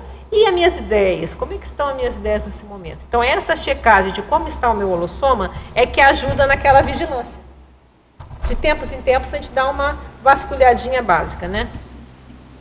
Outra pergunta. Fatologia, terceira linha de baixo para cima, poderia explicar a fortaleza do holossoma na longevidade lúcida. A gente já falou, né, que a longevidade é uma longevidade do corpo físico, mas a energia rígida, ela vai ajudar nisso. E a lucidez, então, vai ajudar mais ainda. Eu consigo pegar as mazelas do corpo físico e conseguir minimizá-las. A teoria da teleobiotipologia é o verbete aqui, ó, da enciclopédia, que vai falar justamente isso, que é o estudo do soma. Então, ó, ela vai estudar a comparação dos somas de uma vida anterior para a vida atual. Então, quem tem ideia de retrocognição, para está liberado agora, coitado. Então, quem tem ideia de retrocognição, né? Então, ela descobriu ela em outra vida, então ela sabe que ela foi lá, a Mariazinha ou o Zezinho na vida tal. Então, ela pode comparar o soma daquela época com o soma de hoje. Então, esse é o estudo, é fazer uma comparação entre esses dois corpos físicos. Pensenologia, página 26, início da terceira linha. Poderia expandir sobre a autopensanização? A mesma coisa, acabei de falar, né? Eu acho que não precisa. Como funciona a auto... Ué, tá a mesma coisa? Ah, não, eu que estou fazendo besteira. Efeitologia, terceira linha. Poderia explanar os efeitos do egocentrismo no casca-grossismo. O que é o casca grossa? Aquela pessoa que não sente energia nenhuma, você joga energia, ela não vê nada. E aí a gente não está falando que todo casca-grossismo é isso, mas uma pessoa que é muito egoísta, muito egocêntrica, ela vai tender a ser mais casca-grossa, porque o que é energia? Interação, a gente está interagindo o tempo todo. Então, se a pessoa ela não quer interagir com ninguém, ela fica mais na dela, a chance dela ser casca-grossa aumenta bastante. Se ela se abre para assistir os outros, para fazer interação, a tendência é ela começar a perceber as energias dela. Pode perguntar. Eu já te cortei ontem, né? Dá prioridade, fala. Adriana, como que a consciência ela pode qualificar o parapsiquismo dela quanto ao aprofundamento autopesquisístico? Quais são alguns tópicos, alguns pontos que ela pode se questionar para falar, bom, já está bom? Porque, por exemplo, às vezes você está utilizando o seu parapsiquismo para poder fazer uma determinada sondagem intraconsciencial ou numa outra consciência. E você percebe um determinado cenário. Só que, poxa, ainda está superficial. Como que a gente pode... Sempre vai ser superficial. Sempre vai ser. Porque você tem que pensar a ideia de parapsiquismo, que ele é um crescendo, né? O parapsiquismo do serenão é muito superior. Ele tem até atributos mentais muito superiores ao nosso. E como que a gente vai aprofundando? A gente vai ter, naquele momento, eu tenho esse parapsiquismo, eu consigo dar conta disso. Mas a ideia é a gente aumentando, porque sempre eu posso mais. Sempre eu posso qualificar o meu parapsiquismo. Você pode sempre dar um exemplo? Eu posso ter mais um exemplo? Tipo assim, quando eu comecei era desse jeito, aí eu fiz isso, mudou para esse patamar, depois eu fui para isso. Olha, eu não sei se eu vou saber dizer tão certinho assim para você. Mas, por exemplo, vamos pensar em termos de projeção consciente. Então, a pessoa vai, tem projeção, projeto no quarto, projeto nessa dimensão intrafísica. Aí depois ela consegue, às vezes, projetar na baratrosfera. Depois ela projeta em comunex mais um pouquinho melhores, né? De tratamento, de hospitais. Aí ela fala, não, estou podendo, já faço projeção no hospital. Aí ela vai descobrir que existem comunex hiper avançadas, como a gente tem colocado muito na minha tertúlia, tem projeções super avançadas, né? Comunex assim de serenões. A pessoa, opa, baixa a bola. Então ela estava achando que ela estava lá furando o céu porque ela ia fazer projeção em hospital, quando tem coisa muito maior ainda. Então, o que eu estou querendo dizer é que sempre há um degrau. E como a gente sobe esse degrau? É a partir da experiência, é trabalhando, da assistência, porque a assistência ela vai dar extrapolacionismo. Você vai ver, ó, eu consigo isso. Com os amparadores juntos, sozinho eu não consigo. Então vamos ralar para eu conseguir fazer isso sozinha, e os amparadores já vão me dar um nível mais acima ainda. Então, o que eu vejo para fazer, para qualificar o parapsiquismo é isso. A gente tem que qualificar tudo que a Conscienciologia está fazendo. Tudo da Conscienciologia, ele é muito integrado. As pessoas separam, a conscienciometria é uma coisa, o parapsiquismo é outra, a consciencioterapia é outra, como fosse coisa, mas está tudo junto. É tudo direito. Eu entendo que para a gente chegar e ir aumentando, a gente vai fazendo tudo isso ao mesmo tempo. A gente vai se conhecendo na conscienciometria, não é? Alzira me corrija, a gente vai trabalhando parapsiquismo, a gente vai cuidando da ProEx, a gente vai fazendo, vai escrevendo, né? Vai redigindo as nossas coisas, vai fazendo nosso CPC, e vai. Então, é tudo, é um leque de ações que nós vamos levando direito, e o parapsiquismo faz parte disso. E a gente vai nos qualificando cada vez mais. Então, o que eu vejo de qualificação tem muito a ver, se você falou da minha experiência, da função que a gente vai exercendo. Então, no momento que eu tenho parapsiquismo desde criança, mas era simples. No momento que se começa a engajar numa tarefa assistencial, esse parapsiquismo já aumenta. Até porque tem extrapolacionismo, tem amparo de função. E aí, eu já não sei separar, mas o que é meu, o que é do amparo de função. Tá certo? Mas isso você vai fazer TENEPS. Por exemplo, eu tenho já 11 anos de TENEPS. Há um incremento violento em função da própria TENEPS. As atuações, agora a questão de epicentrismo, de EPICOM, os trabalhos em ECP2. Então, em função dos desafios dos trabalhos que a gente vai fazendo, vai aumentar, a gente vai se gabaritando para ter outras funções, e essas funções também vai nos gabaritando para outras funções, que vai nos gabaritando para outras funções. E eu vejo que é tudo direito, a gente vai cuidar dos 4 veículos, é cuidar do soma, trabalhar as energias, cuidar das emoções, eu acho que isso é fundamental para o parapsiquismo. Então, esse é um trabalho que eu venho fazendo há bastante tempo, de buscar, não é sufocar a emoção, mas é entender. E entender, conscientizar, entender a vida de uma forma mais cosmovisiológica dentro do possível, mais panorâmica, isso vai ajudando a gente a lidar com as pequenas situações do dia a dia. E o mental soma, que é o estudo, a escrita. Isso eu acho fundamental também para você pegar essas suas reflexões e pôr no papel. Porque na hora que eu vejo isso a questão de verbete, eu tenho uma ideia, eu vou lá e consigo dar um nome para aquilo, escrevo e faço um verbete, aquilo eu já dei nome para aquilo, que já tem um nome. Então eu já isso aqui é isso. É como se já tem um pacote, uma gavetinha no meu cérebro com aquele conteúdo. E é assim com tudo. Então eu vejo que tudo isso vai andando junto. Tá? Deixa eu ver aqui mais. Patologia, quinta linha, de baixo para cima, enfatizar o foco na qualidade de vida holossomática. É a mesma coisa, fala-se muito em qualidade de vida física, né? Então, você tem que ter uma casa confortável, eu acho até ótimo, né? Às vezes você vai ter que ter um carro para se locomover, para ter uma independência, você vai ter uma alimentação saudável, isso é qualidade de vida física, tá? Tem pessoas que ficam só nisso, já quer ter um palacete, quer ter o carro XPTO lá, que é caríssimo, já foi para os excessos, né? Mas, o mínimo, obviamente, você vai ter que ter aquilo que dentro do seu nível, não é? Mas, não é só o intrafísico. Você vai ver qual é uma qualidade de vida energética. Então, eu vou ver a minha casa, eu vou colocar onde? Pode ser uma casa linda, mas dependendo do ambiente, você não quer nem de graça. Se é um ambiente com energia pesada, então é melhor ter uma casa menorzinha num ambiente melhor. Então, qualidade de vida, por exemplo, a gente veio morar aqui na Cognópolis, nesse Holopensene, é outra coisa. Então, outra coisa, então tem energia. Questão das emoções. Então, a qualidade de vida também entra a questão afetiva, os laços efetivos, a qualificação dos vínculos com as pessoas. E uma qualidade de vida intelectual, que é muito sério.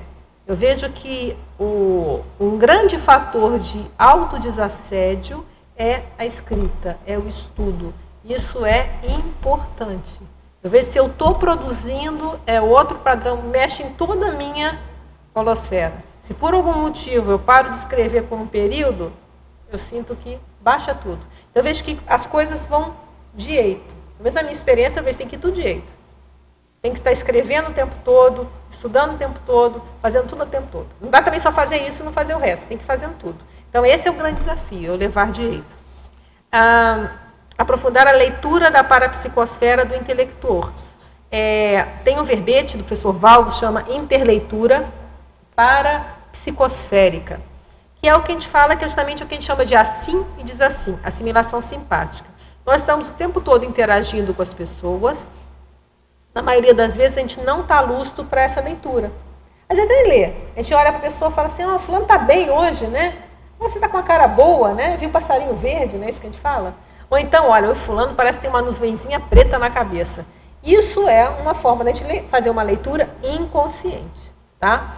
Mas a gente pode fazer essa leitura de uma forma mais técnica. Então, a gente vai, joga energia, percebe, a gente vai ler, olha, eu estou sentindo, o fulano está com um chakra bloqueado, eu posso até aprofundar essa leitura, tá?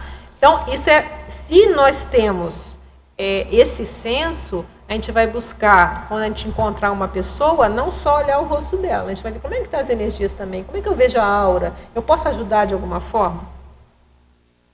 Outra questão, parafatologia, terceira linha. Como se processa a verificação dos bloqueios chacrais? Como desbloqueá-los? Trabalhando energia. Tem um verbete chamado estado vibracional, não sei se você conhece, vale a pena você dar uma lida.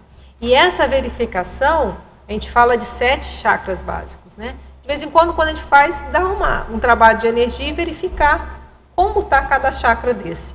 A partir daí, a gente consegue ter uma noção. A gente às vezes não percebe, a gente vai fazendo essa varredura e vê que algum chakra a gente não consegue perceber a energia dele. Então, é sinal que ali tem alguma coisa. Então, a gente pode insistir mais, trabalhar mais com as energias e ver se a gente consegue desbloquear sozinho. Na maioria das vezes, são bloqueios superficiais. Então, isso a gente trabalha na energia solta. Às vezes, existem bloqueios crônicos. Aí tem que ver o que tem. Você pode ver, aí vale a pena até olhar, ir no médico, ver se tem algum órgão relacionado que possa estar passando mal, tem alguma correlação, ou estudar mais a fundo, e aí temos aqui uma série de recursos para ver, aprofundar essa pesquisa, caso você veja que é uma coisa que você não está conseguindo desbloquear sozinha. Tá? Mas na maioria dos casos você vai ver que você vai conseguir. Poderia relacionar a TENEPS com o senso de multidimensionalidade pessoal? Perfeito. A TENEPS é o maior instrumento de senso de multidimensionalidade pessoal. Por quê? A TENEPS, que é a tarefa energética pessoal, você todo dia, por 50 minutos, você vai ter que lembrar que você não é só um soma. Durante 50 minutos, você vai estar visualizando as energias, entrando em contato com o amparador, percebendo, fazendo essas leituras das consciências que vão aparecendo para ser atendidas. Então, a TENEPS, ela é um dos embasadores também, assim, técnicos desse senso. Então, a gente pode ter desde um senso pequenininho, daquela de você começar a sentir as energias, até a hora que você já faz uma TENEPS, você já vai tendo, aumentando, até uma hora que a gente falou do máximo, a pessoa começa a ter projeção de mental soma, aí acabou. Aí ela já sabe tudo, né? Então, vamos lá, a gente chega lá. Efeitologia, final da terceira linha. poderia ampliar o efeito das ilusões intrafísicas na obnubilação parapsíquica. A gente já falou aqui um pouquinho. As ilusões intrafísicas, elas acabam nos obnubilando se nós não estamos lúcidos. Por quê? Perceber a realidade multidimensional, ela é muito mais sutil. Se tem pessoas que elas não têm nem atenção para a vida física, não tem aquela pessoa assim que você bate, aí, o que foi, né? Então você tem que bater às vezes para chamar, ela está viva no mundo da lua, o famoso no mundo da lua. Então se ele não tem uma noção nem dessa dimensão intrafísica, como que ele vai ter a atenção para as outras dimensões, né? Então essa dimensão aqui ela é muito densa, ela é muito concreta, ela é muito dominante. E o que nós fazemos? Nós estamos fazendo até uma extrapolação, nós estamos buscando, mudando a questão, nós estamos buscando enxergar além de só essa dimensão física. E nós, principalmente os intermissivistas, nós fomos preparados para isso. Então nós temos condições de levar a nossa vida dessa forma mais multidimensional. Mas se fosse fácil, não é fácil. É trabalho, atenção constante para a gente conseguir estar cada vez mais lúcido a essa situação. Vamos lá, Alzira. Adriana, esse senso da multidimensionalidade, uma das coisas que mais nos ajuda é perder o medo, né? A tanatofobia, né? Muito perfeito. Não é? Porque é uma das coisas que eu vejo que é o maior medo da humanidade, né? A gente até coloca aqui, né, a tanatofobia, não sei se você viu na eliminação, porque a gente sabe que a gente quando a gente tem esse senso, que a gente não é só o corpo físico, a primeira coisa que a gente começa a perder é o medo da morte. Porque a gente sabe que a gente pode se expressar, a nossa expressão não é só com esse corpo físico. Então, se morreu, ok, nós vamos continuar vivos, né? Nos expressando, interagindo com as pessoas, nos comunicando, só que de outra forma. Então, muitos dos medos começam a perder a razão de ser. Eu acho que você pegou mesmo, acho que concordo com você. Eu tive uma experiência bem interessante com a minha mãe nesse respeito. Porque a minha mãe não conhecia nada de conscienciologia, essas coisas. Mas na hora que ela estava no período de soma dela, que eu acompanhei, e ela foi me relatando fisiologicamente tudo o que se passava com ela.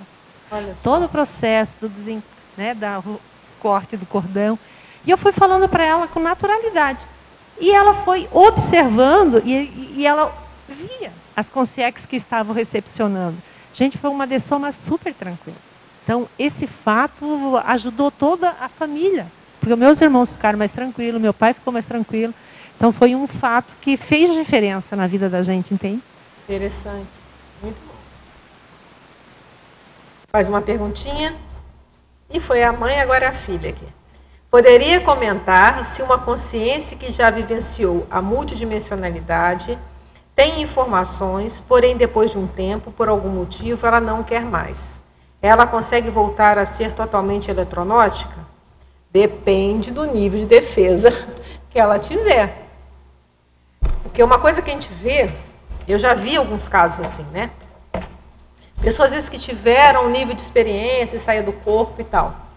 E aí não escreveu ou não passou. E aí, às vezes, por autocorrupção, ela pode falar, não, aquilo era fantasia, era loucura da minha cabeça, eu vou viver minha vida só na vida intrafísica, na obnubilação. Não quero, vou deixar para a próxima. É uma possibilidade. Então, eu não vejo assim, impossível. Mas o que eu entendo também é que depois de certo nível, fica cada vez mais difícil voltar. Então, depois que a pessoa já tem um nível de vivência maior, talvez fique mais difícil. Mas eu não sei te dizer assim com precisão, não sei em que nível da escala seria um ponto de não retorno. Né? Não sei.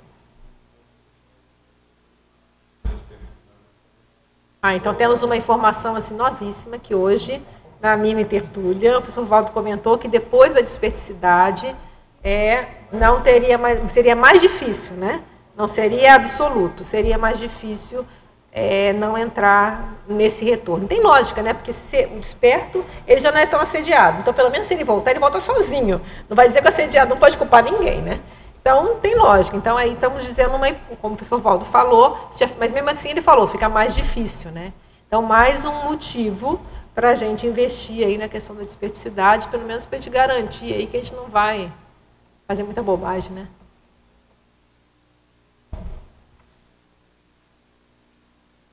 Tudo certo? Então, olha, sim? Sim? Ah, sim, por favor. Você pode comentar a atenção às influências recíprocas dos veículos de manifestação consciencial na fatologia? Primeira página. Sim, olha só. Os veículos, eles se intercomunicam. Eu tive um exemplo muito, assim, que foi me chamou muita atenção. Tinha determinado remédio que me deram uma época, era só tomar a tal injeção, que eu ficava com uma angústia violenta. Aí foi uma, foi duas, foi três. Eu não tomo mais esse remédio. Então, foi interessante para ver o efeito da química no processo emocional. Se eu fosse ficar ali, eu tinha uma coisa orgânica, depois eu conversei com o médico e falou, não, isso aí realmente pode ser um efeito colateral. Então, eu não dou para tomar esse determinado remédio. Mas vamos supor se a pessoa mais que não pensasse nisso ou em outra situação, ela fala, não, isso aí é meu, eu estou angustiada, aí vai achar alguma situação para estar angustiada e não vai ver que é uma influência do corpo físico, de uma coisa química. Tá? No caso, como era injeção, então era muito rápido. Você tomava aquela injeção, na hora já dava uma coisa de uma hora para outra, assim. Putz.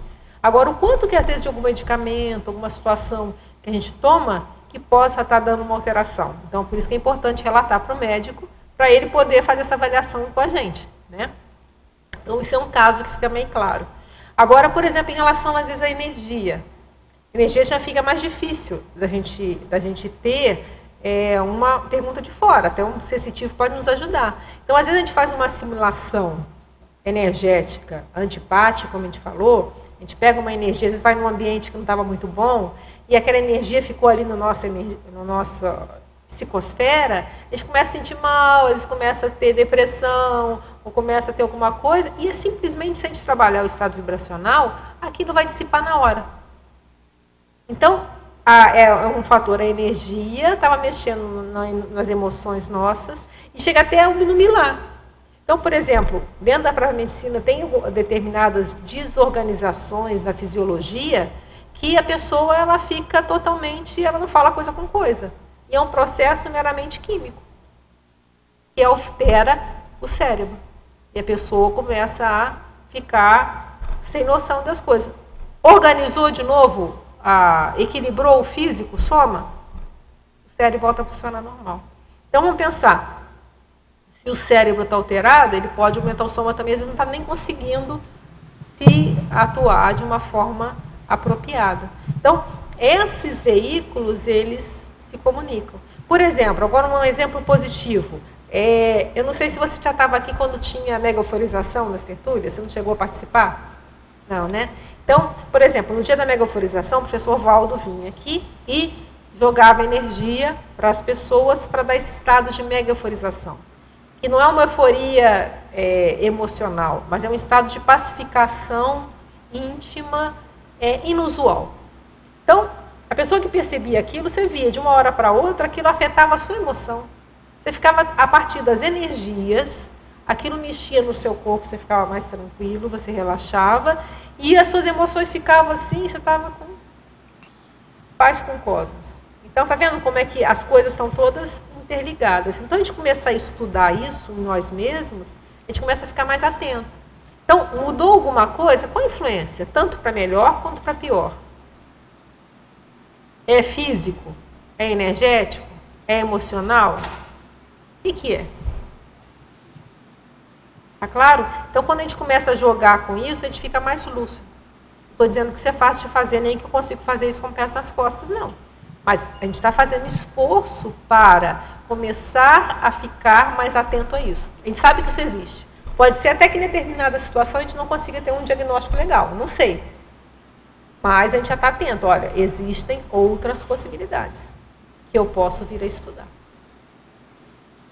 Claro? Tudo bem? Então, agradeço a presença de todos, ok? Dos tertulianos aqui, dos teletertulianos, dos amparadores, e até uma próxima tertúlia. Nossos comerciais, por favor. Obrigado. As pontuações da tertúlia de hoje foram 31 assinaturas no livro de presença, 12 perguntas presenciais e 21 perguntas respondidas online. Hoje nós temos 2 recados. A Anália, concurso Censo de Parafiliação, e a Alzira, concurso acoplamentário.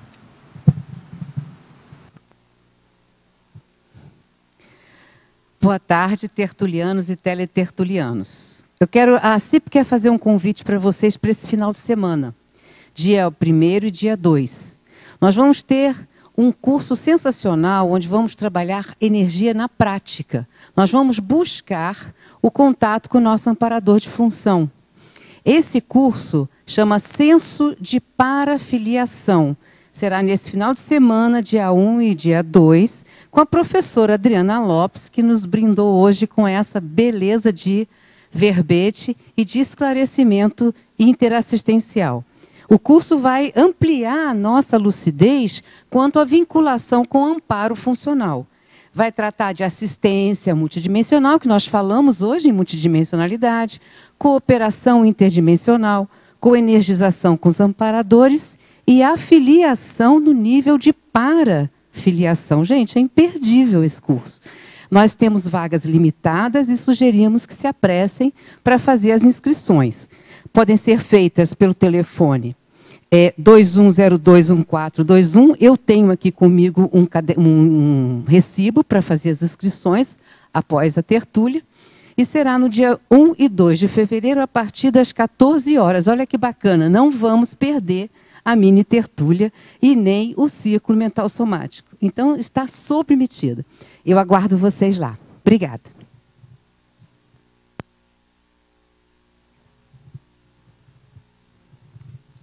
Olá, pessoal, boa tarde. Gostaria de convidá-los para o curso acoplamentário, que será realizado no dia 7 a 9 de fevereiro, com a temática de conscienciometrologia, ou seja, autopesquisa. Terá uma equipe técnica de especialistas em conscienciometria que também farão uma dinâmica durante este curso. Então, se você está com vontade de se autopesquisar, tem interesse em se aprofundar, sejam bem-vindos. As inscrições podem ser feitas na recepção do CAEC. Obrigada. Para amanhã teremos o verbete Autoreflexão Conquistada, especialidade Neopensenologia, e a verbetógrafa Jacinta dos Santos. Muito obrigado e boa tarde a todos.